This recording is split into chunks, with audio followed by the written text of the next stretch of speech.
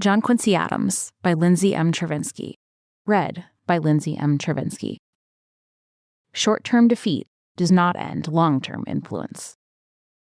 John Quincy Adams held almost every conceivable position in the United States government: Secretary to American Envoys, Minister Abroad, Senator, Secretary of State, Congressman, and of course, President.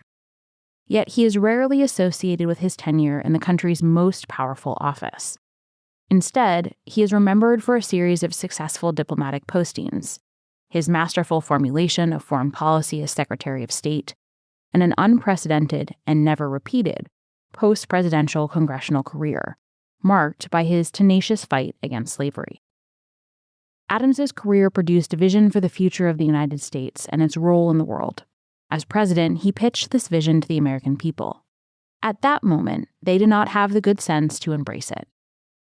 Future generations, however, have drawn inspiration from Adams's vision, and his guidance is more relevant in the 21st century than ever. Adams's presidency cannot be separated from the rest of his lengthy career, and it reminds us that visionary leaders leave a lasting impact long after their time in office. John Quincy's early career delivered several important lessons about global politics and the United States' place in the world. At 12 years old, he sailed to Paris to serve as his father's secretary. A few years later, he accompanied American envoy Francis Dana to St. Petersburg to serve as a translator. Watching the elder Adams and Dana navigate a series of diplomatic defeats in France and Russia, John Quincy learned the hard way that the new United States held little power and influence. He also observed that the powerful empires willingly used the U.S. as a pawn in their centuries-long battles. A few decades later, Adams occupied the most powerful positions in the diplomatic corps as the lead negotiator to end the War of 1812, the ambassador to Great Britain, and the Secretary of State. As Adams acquired experience, wisdom, and power, the young nation paralleled his rise. By 1820, the United States had steadily expanded west and south, displacing native nations and filling the land with white settlers and black enslaved workers. The American population had exploded, from 2 million in 1767 when John Quincy Adams was born, to 9.6 million in 1820, and its economic power reflected the growing demand. The United States was still far from the global superpower that it would become, but Adams could envision the possibilities. As Secretary of State, he crafted a foreign policy that would make that future possible. His vision centered on 3 policies: expanding the nation's territory when it did not threaten the nation's unity, participating vigorously in the global community while remaining wary of imperial ambitions in Europe, and defending the Union against threats foreign and domestic, especially slavery. To pursue that vision, Adams engineered the purchase of the Floridas from Spain and staked the first claim to the Oregon Territory.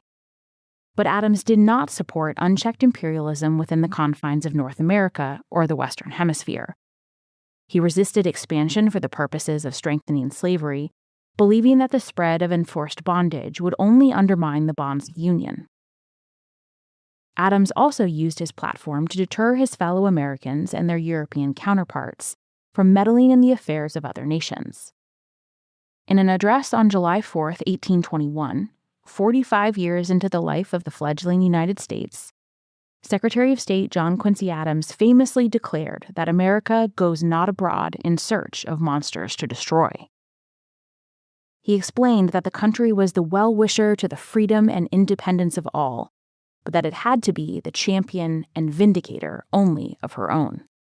Should the nation engage in wars of interest and avarice, he cautioned, then she would be no longer the ruler of her own spirit. Adams understood that enforcing American principles abroad would corrode the character of the nation. 2 years later, he issued a similar warning to European nations. Adams wrote an official dispatch to Russia, a letter to Great Britain, and President Monroe's annual address to Congress, all of which combined to form a policy declaration that the American continents had declared independence and henceforth are closed to future colonization by any European powers.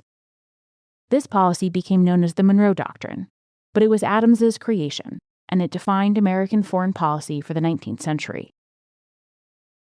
As president, John Quincy Adams built on this vision of a strong, prosperous, virtuous America.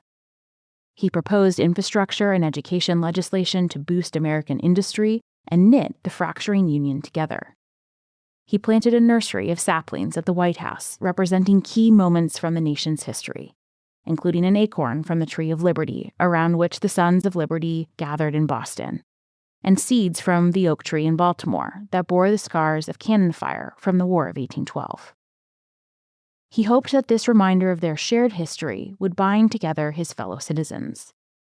Adams also believed in a future where independent republics allied together against their enemies. In a presidential address to Congress, he argued that any attempt by European empires to extend their imperial reach to any portion of this hemisphere should be viewed as a threat to our peace and safety. Adams understood that dangerous forces across the Atlantic rarely stayed there. Despite the wisdom in Adams's proposals, partisan animosities, fracturing political coalitions, and the rise of new demographics defeated his vision.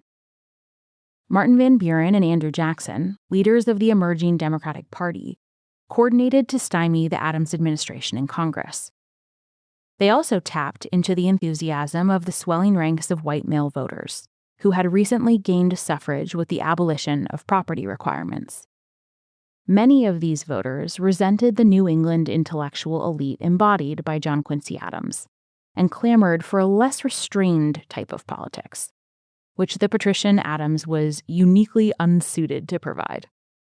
Adams's proposals were shot down in Congress, and he lost the election of 1828, but he had the final word.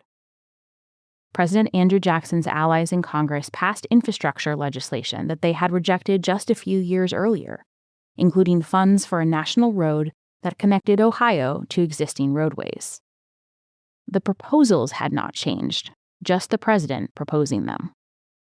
Rather than slinking into a quiet retirement, Adams did what no American president before or since has done. He returned to Congress. From the floor of the House of Representatives, Adams vehemently defended the Union for the next 17 years against the threat posed by slavery. He successfully defeated the so-called gag rule, which sought to prevent Northerners from discussing slavery on the floor of Congress, and won an argument in front of the Supreme Court in United States v. Amistad, securing the freedom of 35 Africans captured from Sierra Leone and forced into slavery. He also presciently warned that slavery would only be destroyed through blood and violence. While his prophecies about civil war proved accurate, so too did his hope for the nation's potential. President Theodore Roosevelt embraced the connection between natural preservation and the nation's history, designating 230 million acres for conservation. President Woodrow Wilson outlined his 14 points for international relations, centering around the concept of self-determination, which Adams had championed in his July 4th speech. Finally, President Franklin D. Roosevelt understood that the United States was more powerful alongside like-minded allies, just as Adams had argued in his presidential address. As the global community enters a new era in the 21st century, characterized by shifting alliances, evolving power dynamics, and unpredictability, many Americans are rethinking their place in the world. John Quincy Adams's vision served the nation in its founding and remains a guiding light as the nation celebrates its 250th birthday. This wisdom and its lasting legacy is a reminder that presidential leadership is timeless.